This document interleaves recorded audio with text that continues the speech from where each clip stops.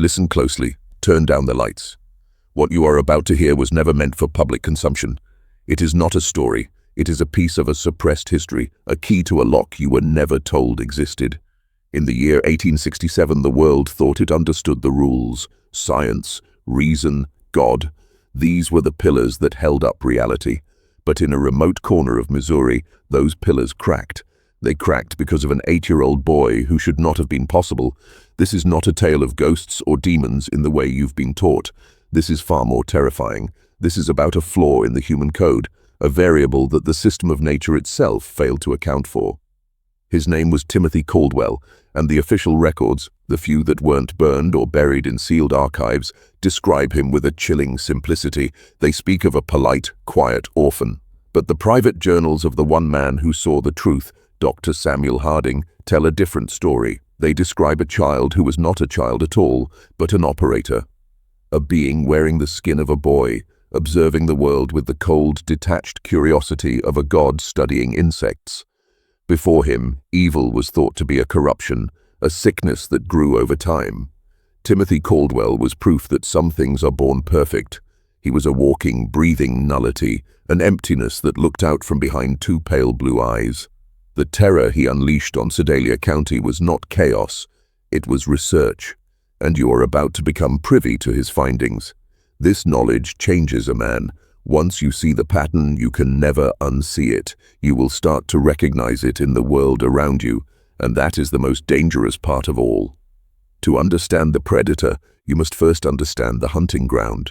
The Missouri of 1867 was not a place of hope. It was a psychic wound, a landscape populated by ghosts and men hollowed but by a war that had pitted brother against brother. The soil was soaked in blood and bitterness. Into this fertile ground of despair, Timothy Caldwell arrived. He was a seed from a different, colder world, planted in the broken home of his uncle Thomas Caldwell, a man already defeated by life. Thomas and his wife Sarah were not looking for a son, they were looking for a farmhand, a small body to perform endless labor. They received something else entirely. From the moment he arrived, Timothy erected a flawless defense system. Perfect politeness. Yes, sir. Yes, ma'am. He was a mirror, reflecting back exactly what the adults around him expected to see in a well-behaved, subservient child. He never complained. He never cried. He worked with a silent, unnerving efficiency that neighbors mistook for discipline. They saw a boy. They did not see the entity behind the mask, an intelligence that was running constant calculations. He was studying their weaknesses, their emotional triggers, their blind spots. Dr. Harding, the region's only true physician and a man who had seen the deepest darkness in the souls of soldiers, was the first to feel the coldness radiating from the boy. He wrote in his journal, "His gaze does not connect. It penetrates. It is the gaze of a master craftsman judging the quality of his materials. When he looked at me, I did not feel seen. I felt assessed." This is the first principle of psychological dominance. To see the other person not as a fellow human, but as a system to be analyzed and exploited. Timothy mastered this at age 8. He wasn't just living among them, he was mapping them. The first test began not with a bang, but with a whisper of displaced water. Her name was Mary Fletcher, 5 years old, a spark of life in a gray world. She was found face down in a creek where the water was barely deep enough to cover a man's boots. The official conclusion was drowning, a tragic, unremarkable accident.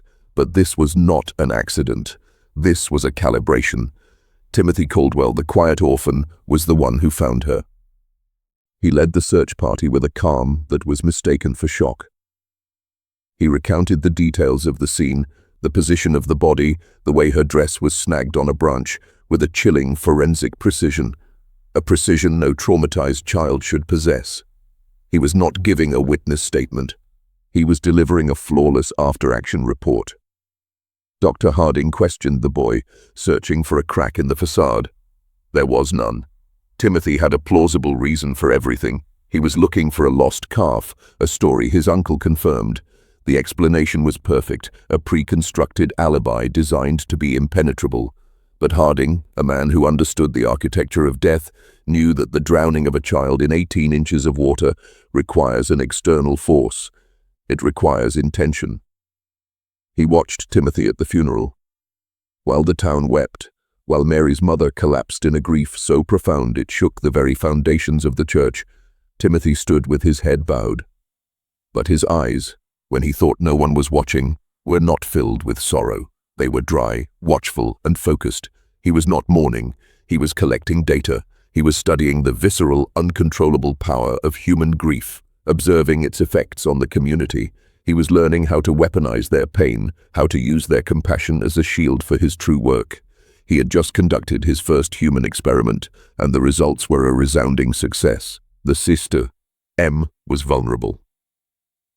Once a system's vulnerability is confirmed, a true operator escalates the tests. The illusion of coincidence is a powerful tool of control, but it has a breaking point. Timothy found that point and shattered it. The second death came 3 weeks later. An old immigrant, Henrik Larsson, found broken at the bottom of a 40-foot bluff. Another accident, a slip, a fall, and once again, at the center of the discovery, was Timothy Caldwell. He had seen the old man's hat. He had called out. He had found the body. His story was, as always, impeccable. He even offered a plausible theory. Perhaps the old man, who kept beehives, was swarmed and lost his footing. The explanation was so logical that it was immediately accepted. But Dr. Harding, now operating on a cold certainty he could not yet prove, saw the flaw. He climbed the bluff. The hives were calm, undisturbed. The dead bees were clustered only around the body at the bottom, not scattered from a swarm at the top. This was not the signature of nature. This was the work of a technician. The third event erased all doubt. A 6-year-old boy, Jacob Mills, vanished. The community searched for days, and who was the most tireless searcher, guiding men through woods they had known their whole lives? Timothy. On the 4th day, he led them to an abandoned well, claiming to have heard a faint cry. Jacob was found at the bottom, alive but beyond saving. He died hours later. 3 deaths. 3 different methods. Drowning, blunt force trauma, slow dehydration, and exposure. This was not a pattern of misfortune. This was a curriculum.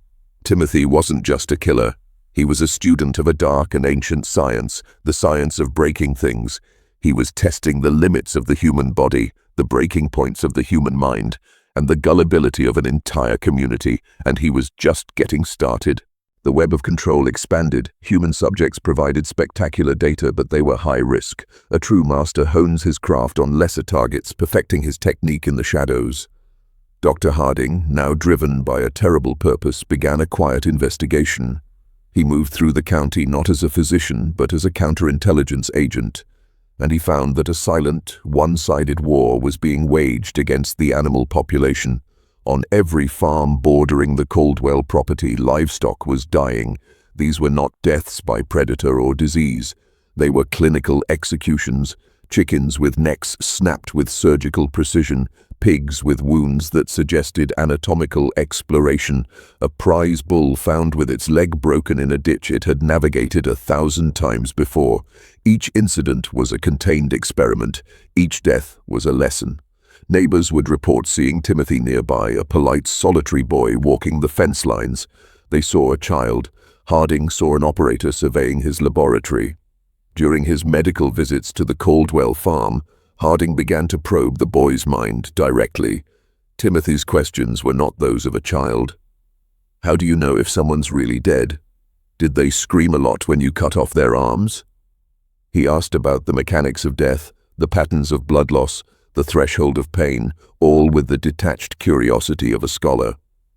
He was absorbing medical knowledge, not for the purpose of healing, but for the purpose of inflicting more effective, more controlled, more interesting damage. He was building a database of suffering. This is the point of divergence, the point where most minds turn back, unable to accept the implications. But you are still here. You are choosing to see the system for what it is, to lock in this awareness, to signal to the architecture of this platform that you are no longer a passive observer. Go to the comms.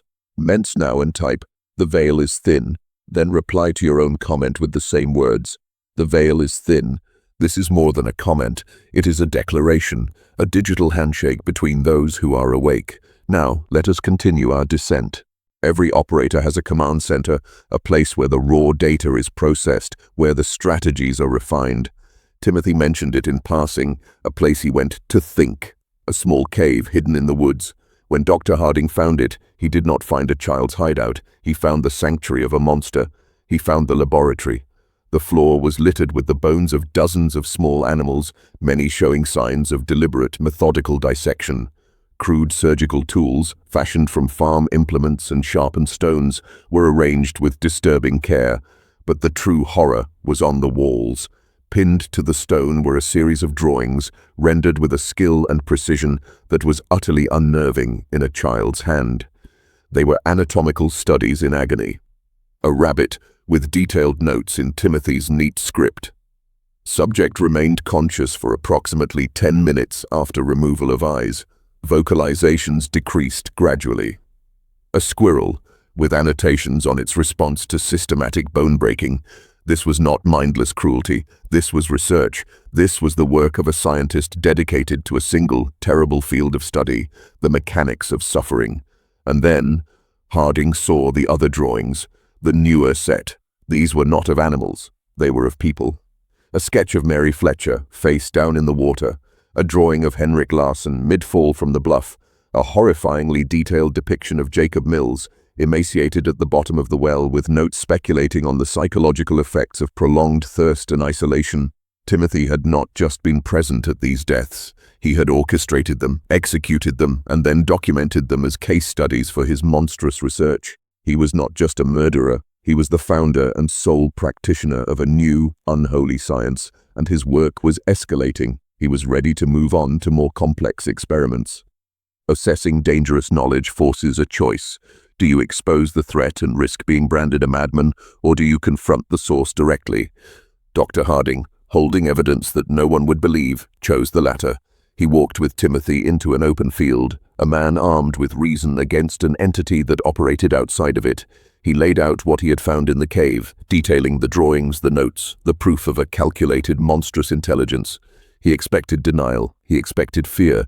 He received neither. Timothy listened with the calm patience of a professor hearing a student's correct but incomplete summary of his work. When Harding finished, the boy spoke. His words were not a confession. They were a confirmation of his power. "You're not going to tell anyone," he said. It wasn't a question. It was a statement of fact. Harding, stunned by the boy's audacity, asked why. And then Timothy smiled. A true, genuine smile that held no warmth, only the chilling light of absolute certainty. "Because no one would believe you," he stated. "And because you're curious. You're a man of science, Doctor. You have to know what I'll do next." In that moment, the power dynamic was inverted. The boy had diagnosed the doctor's own intellectual curiosity as a fatal weakness. He had identified Harding not as a threat, but as a potential audience, an observer for the next phase of his research. Harding asked what he was planning. Timothy's answer was delivered with the same clinical calm.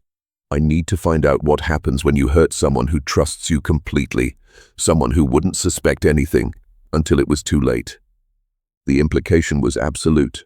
He was going to murder his own family. The experiment was moving to its final, intimate stage. The game had changed. This was no longer an investigation. It was an intervention. Dr. Harding, now allied with the town's pragmatic sheriff, William Crawford, laid a trap.